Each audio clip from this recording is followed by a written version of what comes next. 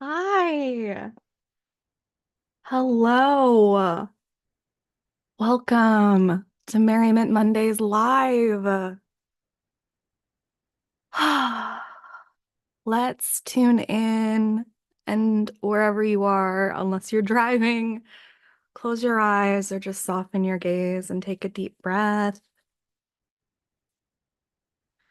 Feel the ground beneath your feet,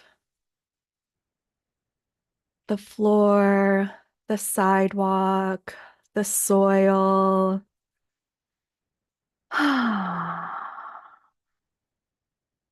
All of it has a heartbeat. You're not sitting on the earth. You are sitting with her. Breathe in through your nose and imagine the breath is passing not just like through your body, but through the trees and the clouds and the stones and the bricks on your block. And inhale the idea of being connected, and exhale the idea of being separated. And we're going to just tune in our inner dial to the idea that everything is alive. And I want to explore what that really means today. Welcome, everyone. We're live on YouTube, Facebook, and Instagram, and you can flip over to whatever suits you. Today's topic is the world is alive and so are you, and we're tuning into Anima Mundi. And we're going to talk about what this means, Anima Mundi. So what if you weren't walking through the world, but you were with it? What if your city had a soul or a spirit? What if your couch remembered who was sitting on it or was aware that it was comforting someone? What if your happiness wasn't random, but it was like a message from the soul of the world saying, hey, I'm still here, you're still alive. So before we go into everything else from today, I want to let you know that the theme from today, when I upload any live class to the Positive Pulse, which is my free community with over 170 free resources and 550 new friends, you will also get bonuses that relate to this class. So these bonuses are a list of affirmations for living in a sentient world, a chart to help you understand Anima Mundi, Animism, and Panpsychism, a collection of everyday animism prompts to help you kind of enchant your environment, journaling prompts to help you spot where the world soul is hiding today, and a special letter writing practice called Dear World Soul. Also, I made some ideas for how to enchant the world based on your zodiac sign, which is kind of cool. And those are going to be in the Positive Pulse under this replay, which will be up within 24 hours after this. So you can join the Positive Pulse at uncustomary.org/pp for Positive Pulse. And it's free. It's great. Okay, so what is Anima Mundi?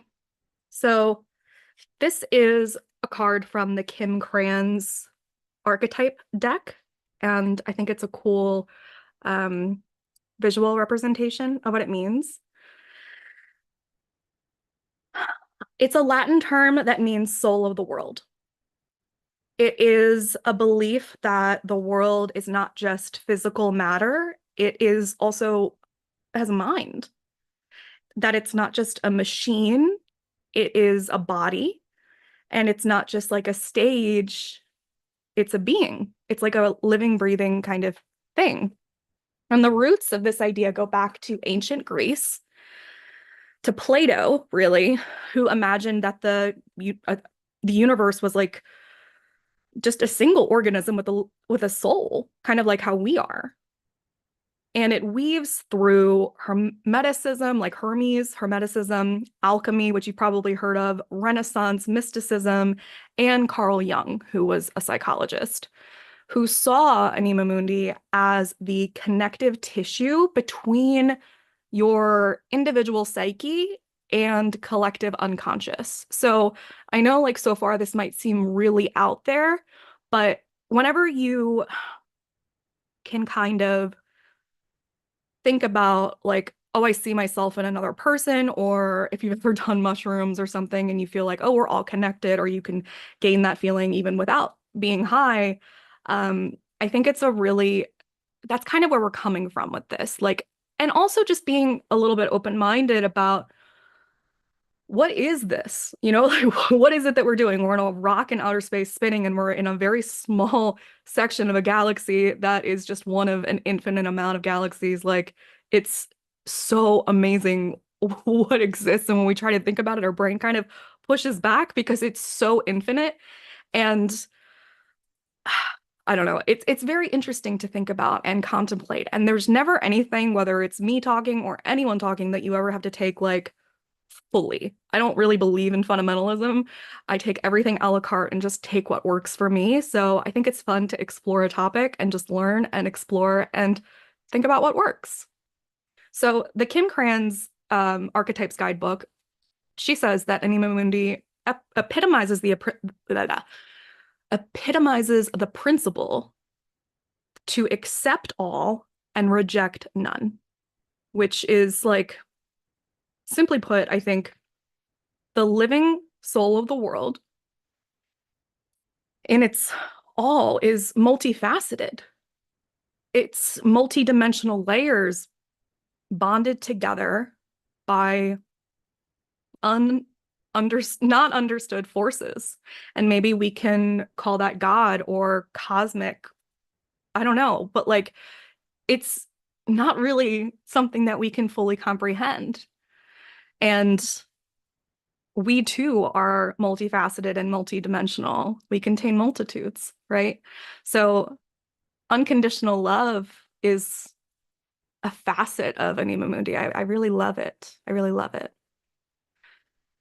So there's a lot of related worldviews to this, and some of them that I have researched, I've read some books on them, and I find them very fascinating. Um, there's animism and there's panpsychism, and those two are very closely related to each other, and I feel like they also relate to Anima Mundi. So these aren't like really just poetic ideas. They are ancient worldviews that were held by indigenous cultures and mystics, and now even some current philosophers and scientists. So animism, simply put, is, oh, Missy's joining us. If you're on YouTube, you can't see because we're in the middle of moving. So I decided to put a rainbow background up. But if you're on Instagram, you can see her. Anyway, animism, as an animal joins us, is the belief that plants and objects and natural phenomena have souls, a consciousness, even, if you want to look at it that way. And panpsychism is the belief that everything has a consciousness or a mind-like essence. Okay. So when you talk to your houseplants or you apologize to a rock that you accidentally kicked, you're not really being silly. You're actually honoring this ancient truth that everything has a purpose and everything has a spirit.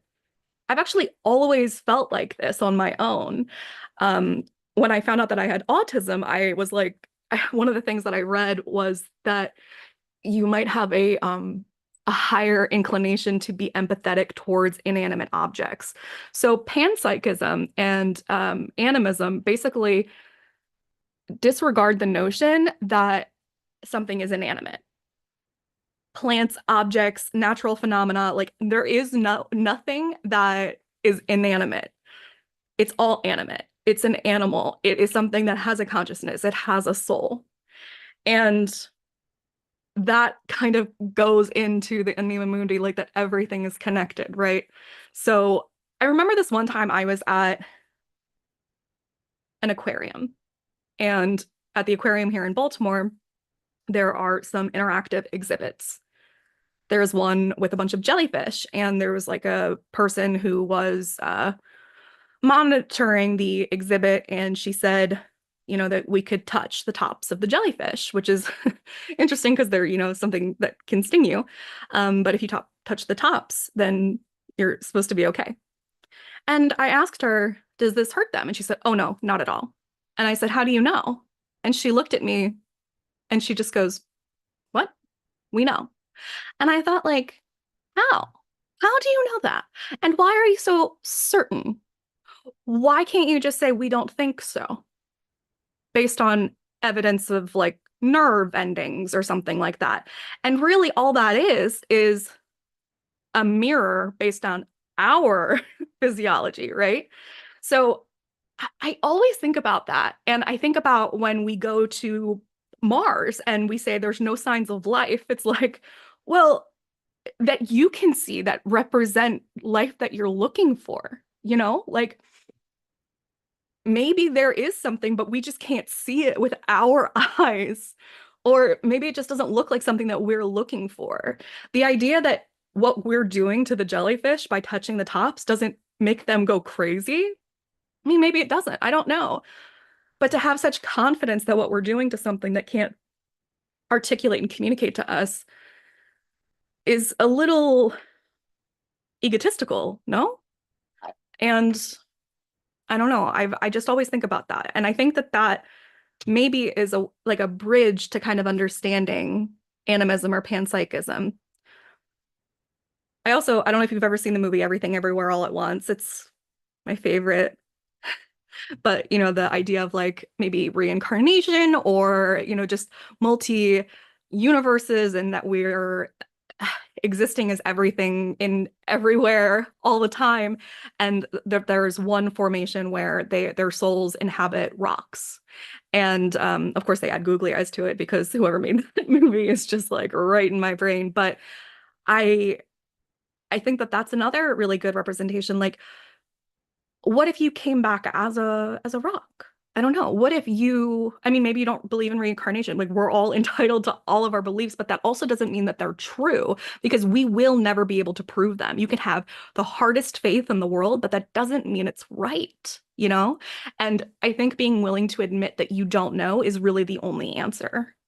Being a hardcore atheist and a hardcore Muslim or Christian or whatever, to me, is very egotistical. It's very arrogant. I believe the only real answer when asked about the certainty of the universe, the certainty of religion, the certainty of God or a higher power is to say, this is what I hope, this is what I believe, but I do not know. You can say you've seen miracles, you can say you've seen these things, but to say that you are 100% certain, I don't understand how you can do that.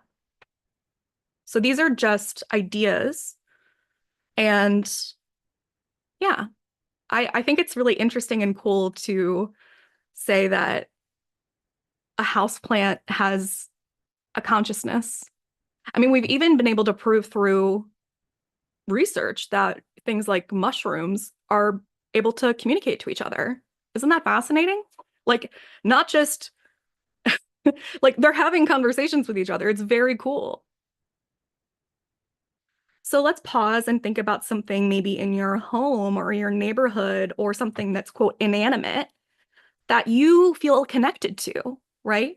Is there something maybe that's a cherished object from your childhood that you feel connected to? What's something that you might talk to or feel heard by, even if it's not alive in the traditional sense that maybe you feel connected to? Is it a disco ball or a car or your grandmother's spoon or a place outside like grass? Like, we can say that it's living and breathing maybe like grass, but does that mean that it's has a soul? Does it mean that it has a consciousness? Does it go to heaven? Right? All of these different things. It's so interesting. It's so interesting. Just as a thought exercise. In Japanese aesthetics, there's a term called mono no aware. And this means the gentle sadness and beauty in the passing of things. It's in the ache, in watching a leaf fall. The way that we sometimes feel more connection to what's leaving than what's holding on. And this, you know, in a worldview that this is a worldview that honors impermanence. And I personally feel deeply connected to anything that acknowledges, celebrates, and reveres impermanence. And this worldview also has a deep empathy towards objects, inanimate objects. What if you tried to see that falling leaf as your future self? Or that trash pile as your former self? A rusted gate as an ancestor? Again, we don't know what's true. We only have our beliefs that cannot be proven. So what if we just did a thought exercise that maybe that's true? What if it was?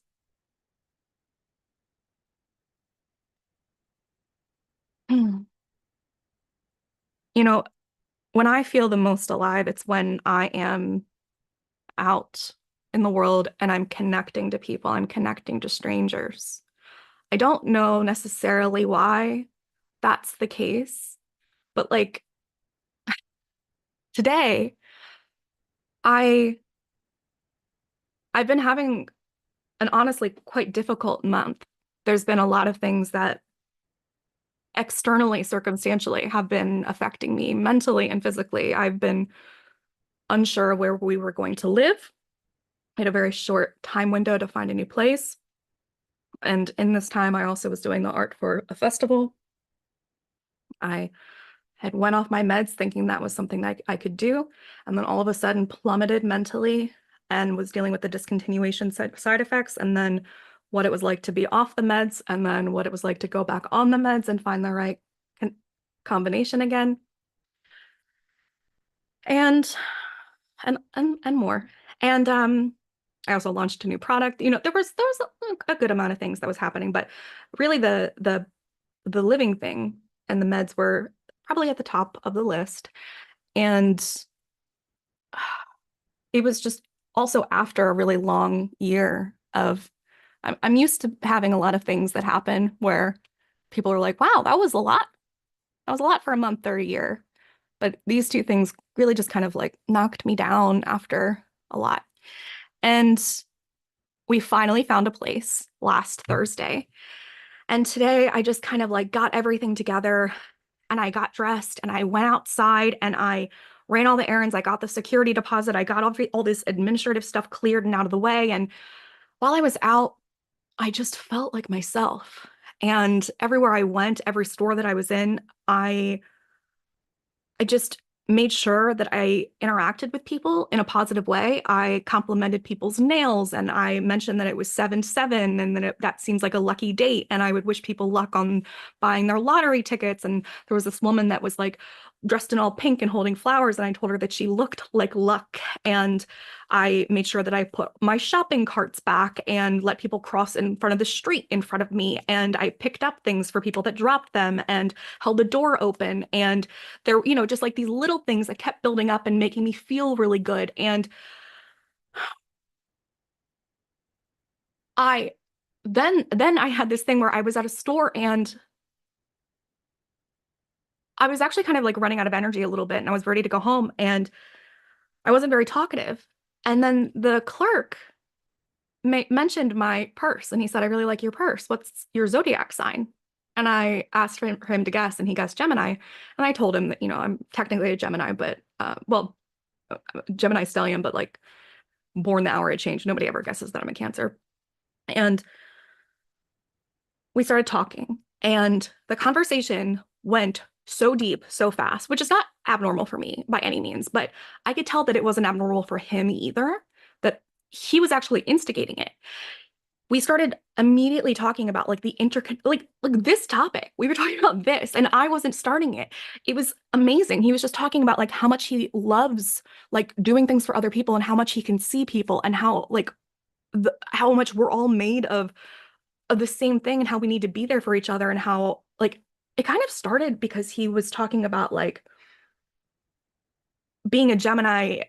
Some people think that like people are like we're not genuine in different spaces because we feed off of other people's energy, and that kind of escalated where we that was like the beginning point of it, and how it's actually an opportunity to express different parts of ourselves and we're not actually being inauthentic. We're just kind of like not compartmentalizing, but like getting to express ourselves in different pockets with different people in different scenarios. And then we just kept going and kept going and kept going. But then customers started coming in, and this one guy, he he bought some cigars and it seemed like he was a frequent customer and just kind of went in and out. And I was like, oh, I've always wanted to smoke a cigar. That's on my bucket list.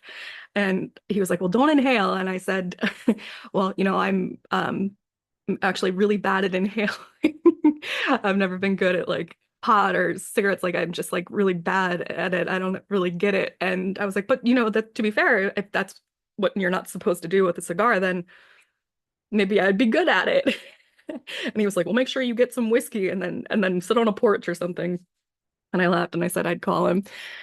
And then he started to get more customers. So we were nearing the end, but he was like so interested in what I did and was like, I would really love to like participate and volunteer and connect with you. So we exchanged numbers. And as I was leaving, he gave me a cigar for free and he said, for your bucket list. And it's like things like that when and also none of this would have happened if I wasn't like bringing in my purse and dressed the way that I am. You know what I mean? Like I attract opportunities and conversations and whimsical, magical kind of moments like this because I go out into the world open and me. And for a lot of people, it makes them roll their eyes at me. It makes them be like, what is she? What is she doing? Pink hair, dressed like a big child, like fuzzy purse. That's so weird, right? And I'm not for them, and I'm not supposed to be. But for him, he was intrigued, and I get to go deeper with him, and that's just so cool. So shout out to Ali. And the whole point of this is just to say that like that's kind of when I feel the most alive is like driving around or taking a walk or exploring the city and talking to strangers and like photographing the tiny micro things and doing little guerrilla art installations and be interactive with other people and giving people the opportunity to get off autopilot and helping people who feel weird, whether that's like because they feel misunderstood or they feel fat or they're a new identity or they're mentally or chronically ill or like whatever that label is that they feel like they can't fit in, that I want to help them to understand that they can be happy and they can have fun and they are worthy of love. And any kind of way that I can help those things happen, that's when I feel the most alive. And I also definitely feel seen by things that aren't human all the time. I love finding like posters that are nailed onto poles and seeing, I mean, guerrilla art is such a beautiful example of an inanimate thing that creates so much energy. Art. Oh my God, art in any capacity. Well, not maybe any capacity, but most capacities of art are inanimate objects that are, I mean, do they not have souls? I don't know. I don't know. You're probably familiar with Abraham Maslow as the hierarchy of needs guy, but he also did other things. And one of them was peak experiences. And he described peak experiences as rare, exciting, oceanic, deeply moving, exhilarating, elevating experiences that generate an advanced form of perceiving reality and are even mystic and magical in their effect. It's kind of like an MDMA, Molly, ecstasy, euphoria without taking anything. And that sense of merging with music and nature or another being. And often they happen during non-capitalist moments like painting or hiking or laughing with friends or lying under the stars. Have you had ever like a peak experience? A moment when you felt totally one with something else? You can tell us in the comments or in the replay or in the positive pulse, however you're watching or listening, and tell us in the comments like what was a peak experience that you had or the closest that you've ever come. And here are some little ways that you can tune in to the Anima Mundi. Ways that you can live as if the world is alive. You can whisper thank you before you throw anything away. You can talk to your favorite object like it's your best friend. You can leave a compliment in a public space for the city to read. You can water your plants while imagining them as roommates. You can touch a tree and say, "How have you been?" Or you could write a love letter to your home. You know, it's a good one. I should do that before I move. I think that's a really good one. When I was a kid, I would always say like, "Buy hotel, buy house." Isn't that like it maybe is a childish thing, but isn't isn't celebrating the inner child what we're doing here? You could also get weirder with it, and you could wear a weird, unusual outfit inspired by an inanimate object and then maybe go on a date with it. Like you could dress up like a hot dog and go eat a hot dog. Ooh. You could set a place at your dinner table for a memory or an ancestor or an animal or fork. What if you set a place at your dinner table for a fork? How does that mess up the table setting? I like that. You could ask your city for what it needs and then wait for a sign and then give it to it. You could carry a stone in your pocket and treat it like a little goddess. You could give your bathtub a name and then sing to it while it's filling. You could bow to your closet before you get dressed. You could thank it for clothing you. You could write an ode to anything, you know? Write an ode to your closet, write an ode to your candle, write an ode to your water bottle. I don't know, like, I feel like that somehow seems more tangible, more accessible, less woo-woo to write a gratitude list or entry or poem or something. Like, thank you, water bottle, for sustaining me. Thank you for carrying my water from place to place. Thank you for keeping it cold. Da da da da da. But like, why is it why is that okay if we're assuming that it's doesn't have a consciousness, doesn't have a soul, but we're allowing ourselves to write an ode poem to it, but then we're like, yeah, but it's never gonna read it. So like, I don't know. I mean, that's fine too, but why can't we just take another step and say like, well, what if it's real? What if it can hear me? I don't know. What if we just play with it? And also, this is a very like Western thing to not believe that anything besides humans is conscious. So just know that like you're you might be in the minority if you're just being like, nope, absolutely not.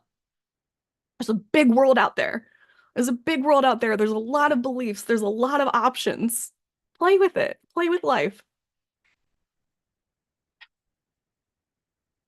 Mm. Did I say already that inside the positive pulse that there's like an enchantment for your zodiac sign? I think it's really cool. It's full of like wild, soulful ways to reanimate your connection to the world based on your sun sign. You can also use your rising or whatever you want, but if you want to enchant your staircase or befriend the moon or start a dialogue with the weather, it's in there. It's pretty cool. And you can join us at uncustomary.org/pp. And next time that we do Merriment Mondays live, we're going to talk about cosmic perspective and the pleasure of being alive. It's kind of like finding the holy fuck in every moment. I'm very excited about that episode. I have a lot of bonuses for you in that one, and it's going to be just like poetry in motion. And also, if you didn't know, the 111 FM has been live for a few weeks, and there's new stuff coming this month because there's new stuff coming every month. And this month, July, is my 12th anniversary of being in business and my 13th year of being a merriment maker. And part of 111 FM is kind of really celebrating and revering who I was in 2013 when I started all of this. So, which is really just about like the beautiful naivety and the celebration of life and showing people the beauty and everything and really getting back to basics in that way. So there is a sale to honor and celebrate that, even though we just started 111 FM. It's okay. So it was already less than $1 a day, but now it's 87 cents a day, and there's quarterly and monthly options. So for just this month, it's 87 cents a day, and you can also join for $30 a month if you want to do like a monthly payment plan. And you can do that at uncustomary.org/111. Okay. And our next Merriment Mondays live is going to be on July 21st at 3 p.m. Eastern. Kathleen Rain said, "You are not perceiving the flower, you are living it. You are aware of the life of the plant as a slow flow or circulation of a virtual current of liquid light. The whole is living, and as such, inspires a sense of immaculate holiness." That is an excerpt from this longer entry that she wrote when she was having a peak experience where she felt like she was literally in the flower. Well, not really in it. She was like one with it. There's not too many documented journal entries that you can find where someone explains what it feels like to really have one of those. And it's really beautiful if you want to look up Kathleen Rain, Raine, and Kathleen with a K. So just a reminder, you're not separate, you're not random, you're not broken. You are a thread in the vast weaving of the soul of the world. And your happiness is part of the earth's music, and your pain is also part of its pulse. And we have to have both. So the next time you walk down the street, I want you to ask yourself, what is this street trying to say to me? And will I listen? And if you're curious about how to bring this into everyday life, don't forget about those bonus materials that are here to support you inside of the Positive Pulse. You'll find this replay along with the affirmations, everyday animism ideas, journal prompts, a quick comparison chart between Anima Mundi, Animism, and Panpsychism, and that letter writing guide and the astrology chart thing.